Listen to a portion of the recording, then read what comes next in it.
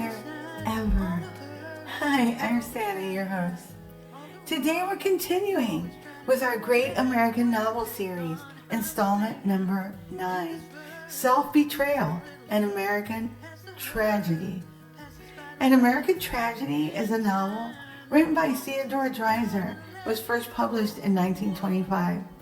The novel tells the story of Clyde Griffiths, a young man from a poor and strictly religious family who is ambitious and hopes to rise to wealth and social status. He begins working as a bellboy in Kansas City and later moves to work at his wealthy uncle's collar factory in upstate New York. In his quest for success and love, he becomes entangled with 2 women, Roberta Alden, a factory worker whom he seduces, and Sandra Finchley, a beautiful socialite who represents the higher social status he dreams of. Roberta comes from a modest working family in a rural area. Raised with traditional values, she embodies the innocence and simplicity of small-town life. She has a basic education typical of her socioeconomic status, and her upbringing instills values of hard work, decency, and modesty. Roberta is pleasant and wholesome. Her physical traits reflect her purity and simplicity. She is depicted as kind-hearted, gentle, sincere, and somewhat naive. Roberta is trusting and hopeful, traits that ultimately lead her to fall deeply in love with Clyde. Roberta moves to the town to seek employment and independence.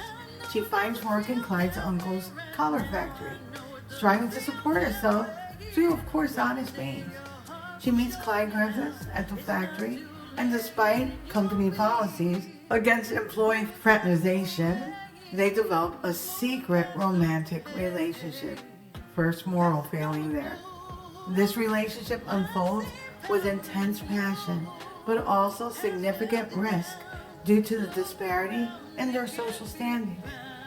Roberta becomes pregnant, and that becomes a turning point. Unlike Clyde, who sees it as a threat to his ambition, Roberta hopes for marriage and a stable family life, reflecting her traditional and earnest hopes.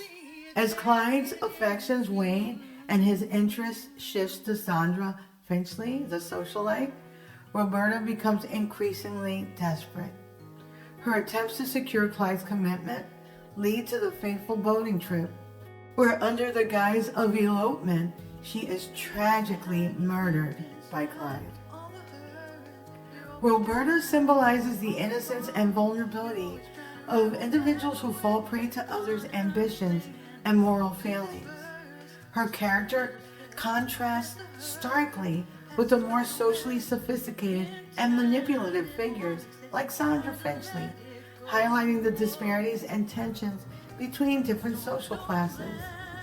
Roberta's murder is the central event that propels the novel into its dramatic final act, encompassing Clyde's trial and reflecting broader themes of justice, moral responsibility, and societal criticism.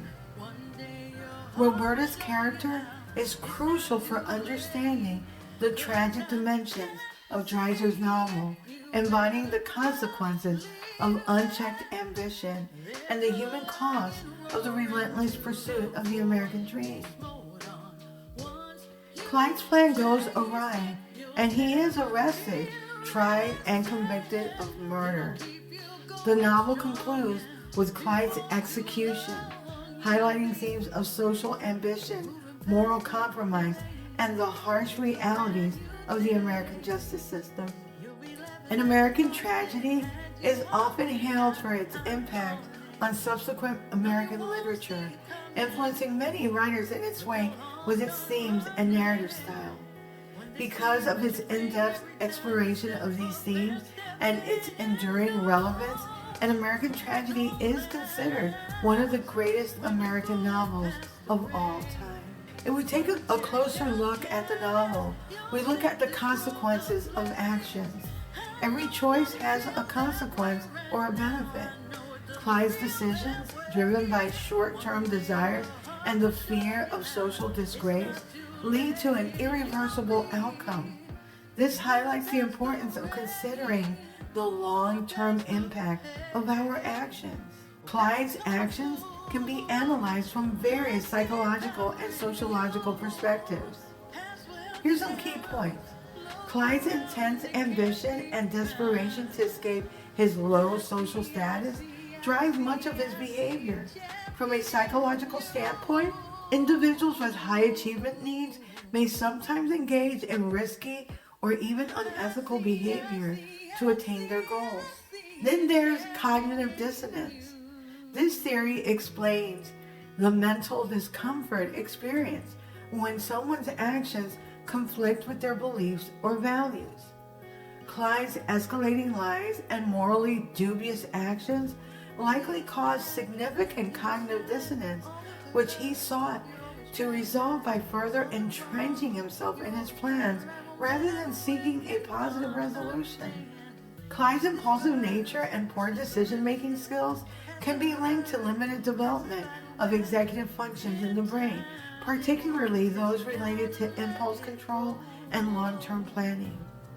Neuroscientific research indicates that the prefrontal cortex responsible for these actions may not be fully developed in younger individuals, potentially explaining his reckless behavior. Socioeconomic pressure. Clyde's actions are heavily influenced by his socioeconomic background and the societal pressures to achieve the American dream. Sociological theories such as strain theory propose that individuals experiencing strain or pressure due to societal expectations may resort to deviant behavior to achieve their goals. The social learning theory suggests that behavior is learned through observing others and the consequences they face. Clyde may have observed others in his socioeconomic class taking extreme measures to improve their standing, reinforcing his own actions. What should have Clyde done instead? Here are some alternative actions Clyde could have taken. For example, he could have incorporated ethical, practical, and psychological considerations. Honesty with Roberta would have been a good start. Clyde should have been honest with Roberta about their situation, discussing the pregnancy openly, and taking responsibility would have been the first ethical step. Seeking mutual understanding and support might have led to a more constructive solution. He should have tapped into his support network, reaching out for help and support from family, friends, or even social services could have provided both Clyde and Roberta with practical assistance and guidance in handling their circumstances. And then legal advice. Consulting a legal advisor, an attorney, could have helped Clyde understand his rights and responsibilities, potentially preventing any rash decisions made out of ignorance or even fear. And then there's a question of moral integrity. Upholding moral integrity, regardless of the circumstances, is crucial. Clyde should have reflected on his values and the long-term consequences of his actions, prioritizing ethical behavior over short-term gains. Roberta also compromised her morals. Roberta's trust in Clyde and her expectations that he would do the right thing led her to make decisions that she might have otherwise avoided. She believes that Clyde will honor his promises and marry her, especially upon discovering her pregnancy. The Moral Foundations theory by Jonathan Haidt suggests that there are innate psychological systems that form the basis of our moral reasoning. These include care, harm, fairness, cheating, loyalty, betrayal, authority, subversion, sanctity, degradation, liberty, and oppression. While these foundations are universal, their expressions can be influenced by cultural, social, and personal factors. And that is what happened to Roberta. She was socially influenced by Clyde, which led her to act in a way that was inconsistent with her character. The thing about morals and values is that when you compromise them, you betray yourself. When a person compromises their morals, it can have significant implications for their sense of self, emotional health, and relationships. Acting against one's morals can undermine self-esteem. When individuals cannot uphold their moral values, they might perceive themselves as less worthy or respectable. If compromising morals involves deception or harm to others, it can erode trust in relationships. This breakdown of trust can lead to isolation and conflict within personal and professional relationships. Consistently acting against one's values can damage reputation and social standing, as others may view the person as inconsistent or untrustworthy. Repeatedly compromising morals can lead to a slippery slope where small concessions pave the way for larger transgressions over time. This can result in significant deviations from one's core values.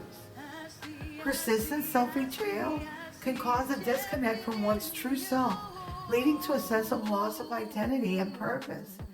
This disconnection can be deeply troubling and disorienting. What does science say? Well, self-determination theory says that we have innate psychological needs for autonomy, competence, and relatedness. Acting in alignment with our personal values satisfies the need for autonomy and contributes to well-being, whereas compromising morals undermines this need, leading to diminished well-being.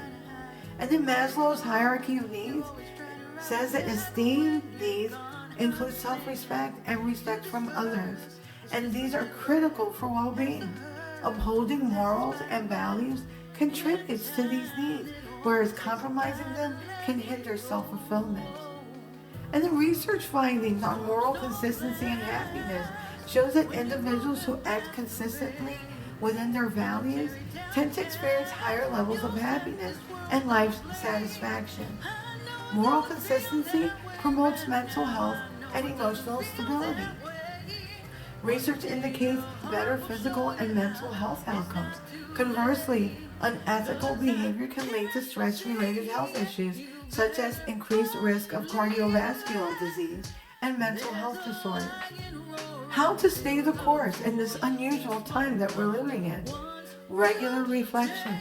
Regular reflection helps us to stay aware of our values and assess whether our actions align with these principles.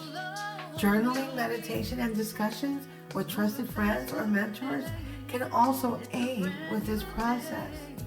Moral reminders, keeping reminders of one's core values, such as quotes, affirmations, or symbolic objects, can reinforce moral commitments in daily life.